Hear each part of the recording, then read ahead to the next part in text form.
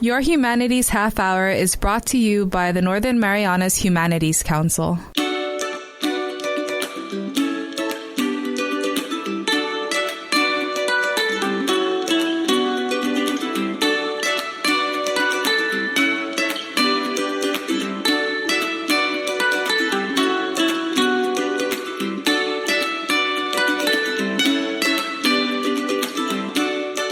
Holidays and Tiro. Welcome to Your Humanities Half Hour. I'm Catherine Perry, and it's my pleasure to have back in studio this week one of our guests from last week that we wanted to spend more time with, author Nancy Beauflood. Nancy, welcome back to the show. Thank you so very much. It's wonderful to be here on island and once again speaking to the people. Well, we're going to chat about your publications, but how is it you ended up in Micronesia in the first place, and when was that? I could say, well, we got lost like Magellan, and here we are. Okay. But we were, every other summer, Bill would take 2 or 3 months off. He's a pediatrician, and so we could, he would volunteer time someplace that needed medical help. And for us, it was the opportunity to take our children to other places, other cultures, because both of us felt so very deeply that that is really how you learn, is working side by side with other people, with common projects. And so it was important for us that our children would have that experience as well as ourselves. And it happened that, and you'll like this, it happened that we were on American Samoa, and Bill had been doing some medical stuff with one of the chiefs, and he said, do you like it here? And yes, we like it very much. And he said, well, if you like it here, you should go to Saipan. It is the most beautiful place in the Pacific. Wow. I know. And we said, Saipan? We've never heard of it, as it always seems to be when I say Saipan. So we really kept that in mind. And then it happened that, 2 summers later, it was time to find another place to spend the summer, for Bill to volunteer and for me to guide the children around. And we did go to Saipan with the intention of staying 2 months. And, oh my goodness, we stayed 2 years. And at that point, we decided, yes, this is where we would like to be for at least a good period of time. And it's an interesting feeling that both Bill and I had never had this feeling before of we've come home. And I know that's a stretch, or, I don't know what, I know I'm part Czech and part Italian, but connection to Micronesians, of course I don't know any, but very interesting that it was and is a very deep feeling. So we came back and stayed even longer in the 80s and 90s, leaving in 2001, 2002. So, and here we are again. Welcome back. Thank you. What inspired you to start writing stories about Micronesia and the Pacific Islands?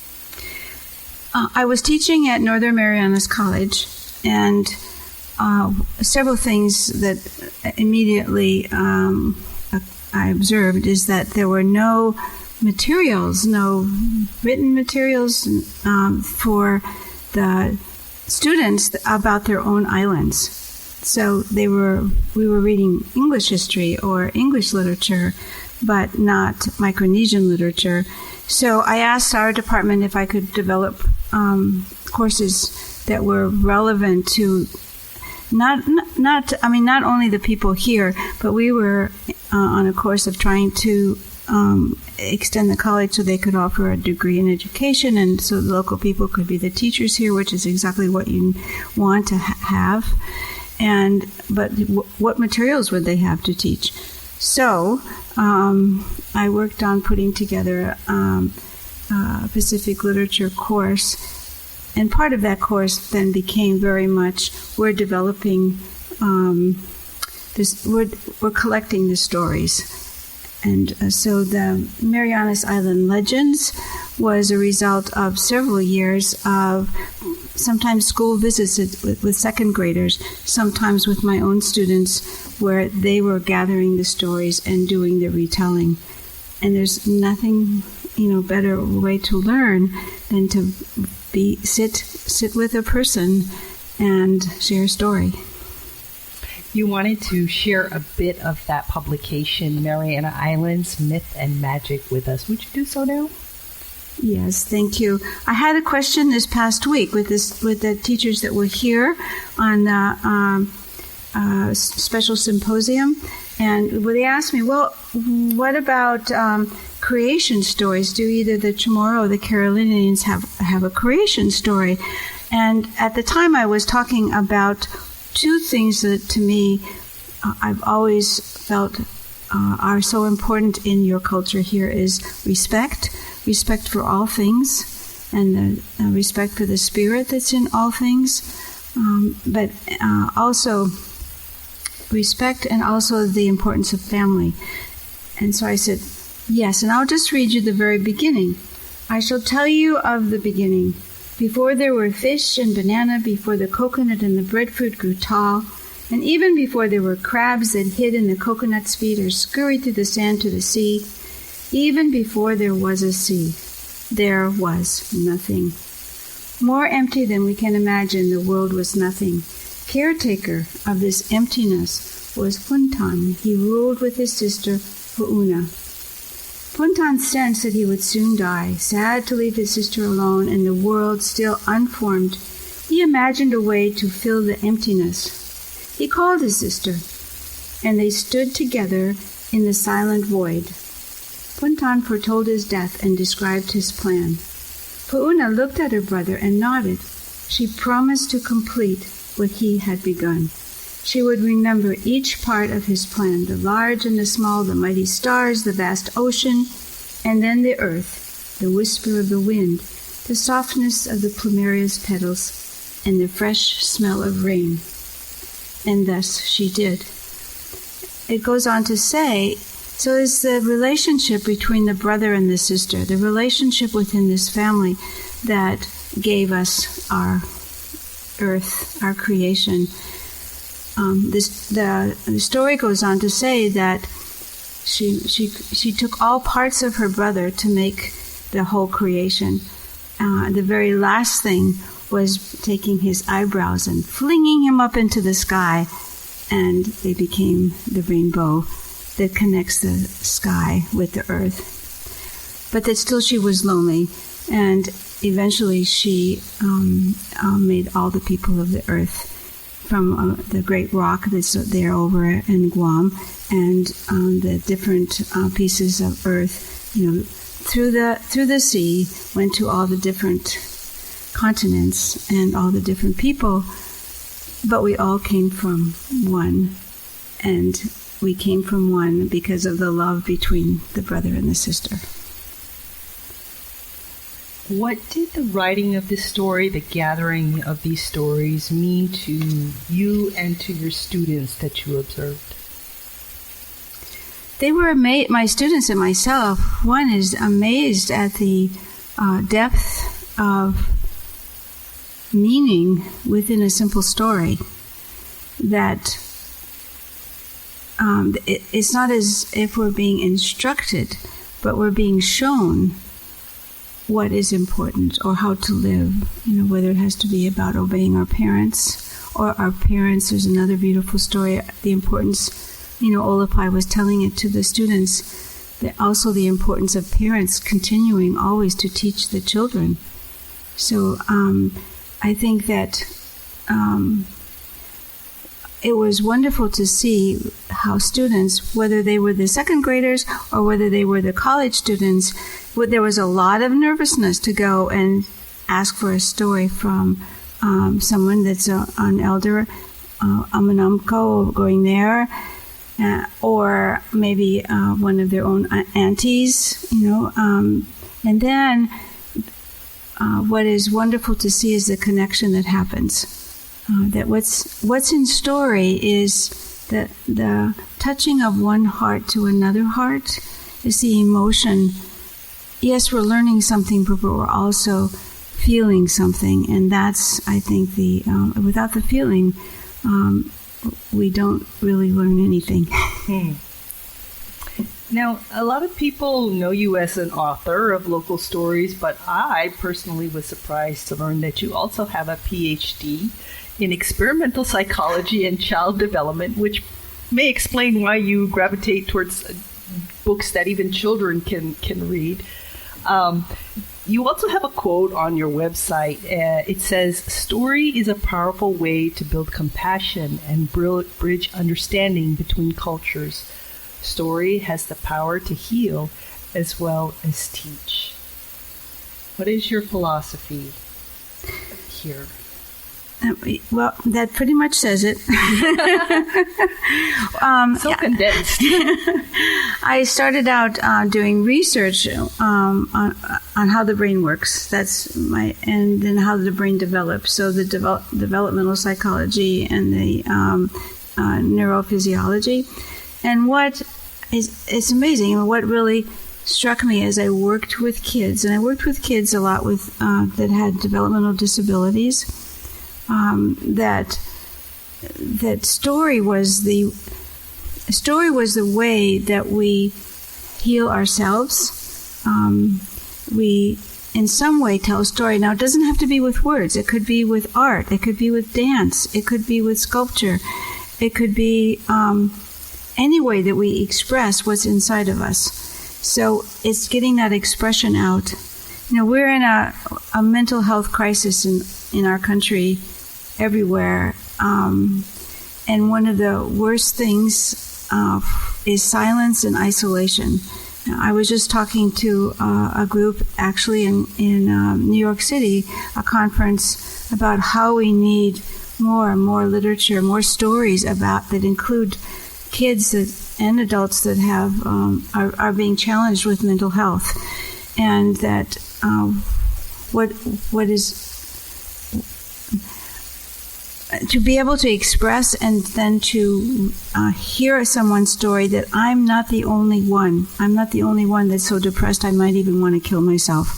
I'm not the only one who may have not sure about my gender. I'm not the only one that is not doing well in school. That hearing someone else's story, and so again, it's that heart-to-heart speaking that is the way we can begin to heal our own fears and our own traumas. And that's what really impressed me when I was working with kids, is and sometimes, you know how sometimes they want to read the same book over and over again, like as a parent, you want to hide that book. Yeah. Or they might draw the same thing over and over again, or in playing with their dolls, or puppet play, or kids outside with, even shoot 'em ups, that they often are telling the same story over and over, trying to get some kind of mastery or control over, how do I understand this? How do I understand what's happened to me or what I'm thinking or feeling? But then to know that there are others that also are struggling, it just kind of opens up the possibilities that, yes, maybe I too can be okay. Of the many books you've written and stories you've told, is there any one or ones in particular that have helped you heal? Oh, very good question. Yes. And I think actually that's what an author is doing, is in different forms, telling the same story, trying and healing in a positive way. So this last book I wrote is a picture book called Walking Grandma Home. And it is the story of my mother's passing, which was in 2020.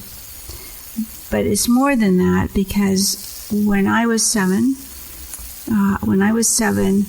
my little sister, who was 5, died very suddenly from an accident. Now, I was at school, but I blamed myself. And I carried that guilt, and for all through my childhood, I never spoke to it to anybody.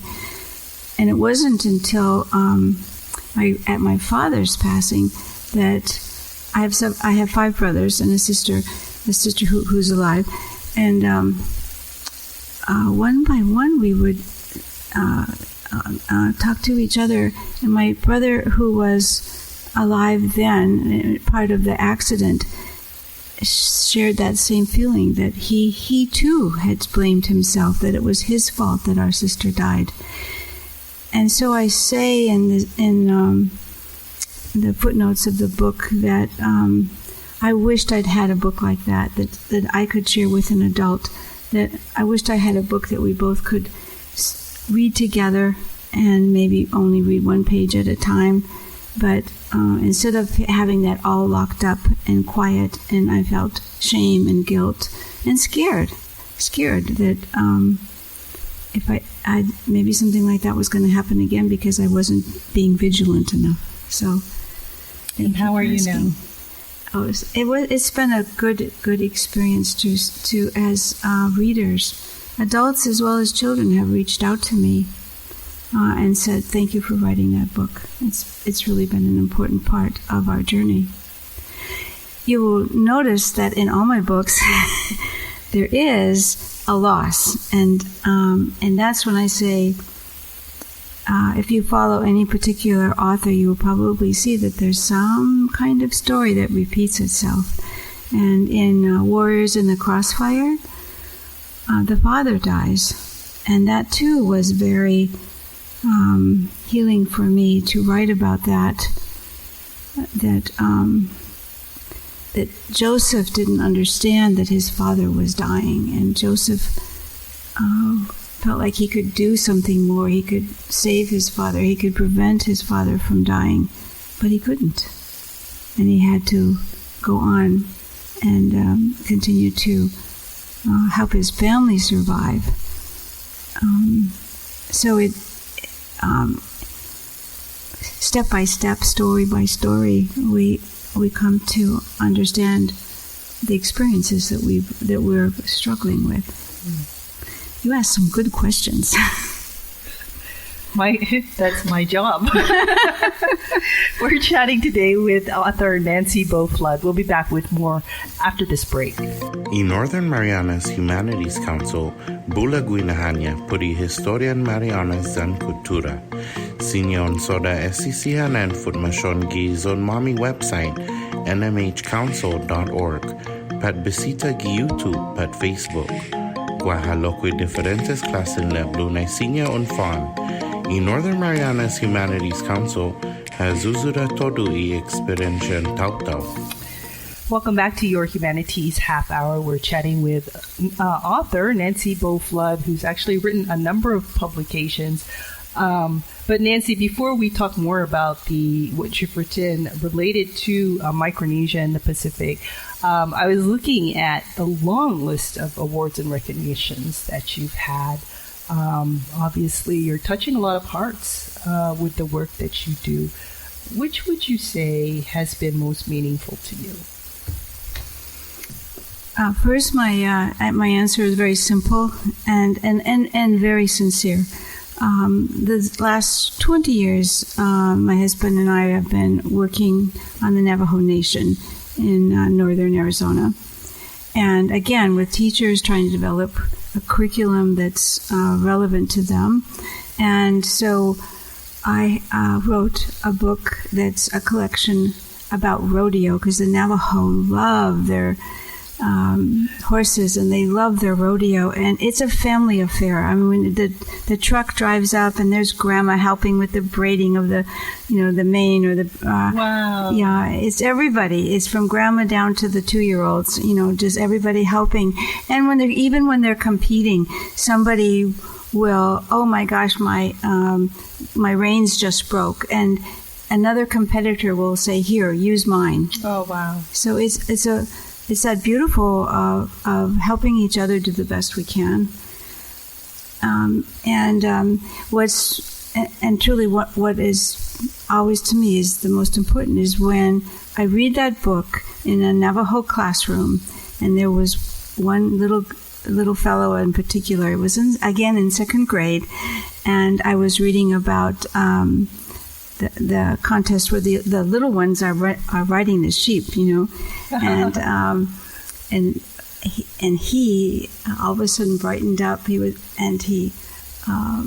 pulled up his little T-shirt and showed me his great big champion silver buckle. Nice. He was a woolly rider champion. Okay. And then he looked at me and he said, "I am in your book." And to me, that is what it's all about. Of course, the other awards are wonderful, and wonderful to receive, but truly and sincerely, that's what you long for as an author, to really be able to connect with and support and honor, someone, so that they have that same feeling of, I am in this book, and it's their story. It no longer is my story; it's their story. So that's the best one of all. I have never gotten a champion silver buckle, so but the book actually was then recognized by an international group, and it's an international peace group in Germany that give a White Raven Award to books that help bring understanding and peace between cultures. So that was really special. That must have felt good. It felt so good. Well, the other books you've written about the Pacific, we mentioned Mariana Islands, Myth and Magic, From the Mouth of the Monster Eel, Micronesian Legends, Pacific Island Legends, Micronesian Legends, History and Culture, and as you mentioned, Warriors in the Crossfire. Any particular memories that stand out, or people that stand out during your time of writing these books and sharing them after they were published? Some of my favorite times were spending with Mr. Felipe Ruach. I was very interested in dance, and he invited me to watch as they practiced, to explain different aspects of it. And he began telling me stories, including his own story about during the war, his different family members, but also at first the dancing was forbidden, and then he was allowed to teach the Tanape Talabog men's stick dancing, which he did. And when you say forbidden, do you mean forbidden, or like forbidden to be shared outside of the clan? First, it was according to him, and I know this has happened stateside as well with native groups. Okay. They will forbid dancing because they feel like it. I mean, it's could lead to an uprising or something. Exactly that, right? You're going to stir up the energy, and it'll be an uprising, and it's a warrior's dance. Truly, yes, that's true. And I know that probably didn't last very long, but according to him, he had to ask, he also had to ask his own elders, may I teach this dance? And Joseph Ruach came to class and explained too about, as did Lino, about their places you dance it, that when you're dancing it for the spirits, that is different than if you're dancing it for the public. So much to learn about, and again, about respect and understanding cultural beliefs and traditions and ways of doing things, and the importance of what you're doing. This sometimes is symbolic, but the importance of what you're doing, and that you're doing it right and according to how it should be done, and you are obeying, you're following the direction of the elders in doing that. And so it was wonderful to spend time with him and listen to his stories, and then and that was when he did say, would you use your words to write our story about the time of the invasion? And that was the a difficult decision for me, and because again, it was can I really do that right? Mm-hmm. But with his help and Joseph's help and many who looked at it and read everything over and over again, but I felt like sometimes when you're asked to do something, you just have to step forward. I think one of the nicest acknowledgments of your work in that book, Warriors in the Crossfire, came from author Bruce Petty, who's written a lot of very factual, well-researched books about the history of the Marianas. And what I understood from his review of your book was he kind of wasn't so sure about how this historical fiction was going to turn out, but he said you did a good job. Thank you so much. And I felt when you have both fiction and nonfiction, what you have is then the information, which was what Bruce has given so much to us. And in historical fiction, so it is fiction, it has to be entirely accurate, but then you have the heart, then you have the personal story, which is what touches our hearts as readers. So you're sharing this book this month with educators who are part of this symposium, Saipan's Land and Sea, Battle Scars and Sites of Resilience. What is the reaction you're getting from the participants? They've just been so enthusiastic and positive, and it's been especially, in terms of the book, it's been, of course, heartwarming for me that they go, you really made me feel like I was there, or feel like, oh, this is how hard it was, or it was more than just numbers, and I don't want to say just numbers, but the experience of being there and at a human level, understanding the how difficult and the kind of difficult decisions when you don't have good information and you don't know what you should do and who you should trust and which way to go, and maybe that's a better way, and each decision can have life or death consequences, right? And then you have all your very strong traditions of obedience, or what you should be doing.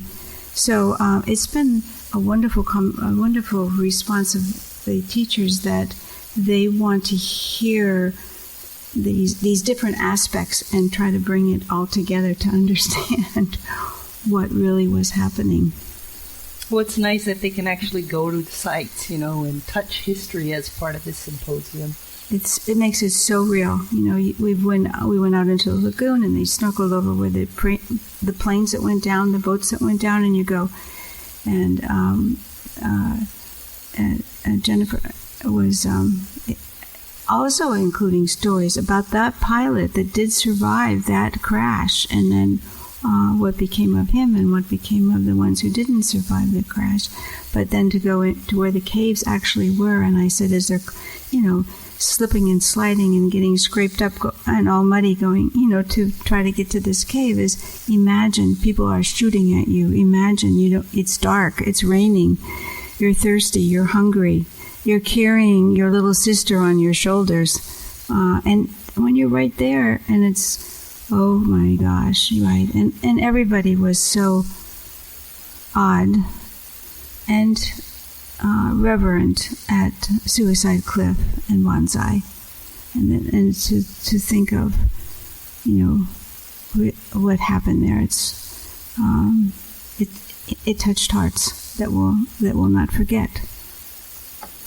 I want to apologize to you for asking you to summarize a lifetime of such rich storytelling in our short time together today. But I do want to thank you and offer you time for any final thoughts you may have. I think the most important is share your stories. You don't have to be any great storyteller. It's just sharing stories you are a great storyteller. And hopefully, as children are listening or other adults are listening, that they'll share their stories with you too. We've been chatting today with author Nancy Beauflood. If you'd like to learn more about her and her publications, you can visit her website at nancybeauflood.com. Nancy, thank you again. Thank you so much, and thank you for welcoming everyone again to this beautiful island. This has been Your Humanities Half Hour. I'm Catherine Perry. This program was supported by a We the People grant awarded to the Northern Marianas Humanities Council from the National Endowment for the Humanities. Any views, findings, conclusions, or recommendations expressed in this program are those of the participants and do not necessarily represent those of the National Endowment for the Humanities or the Northern Marianas Humanities Council.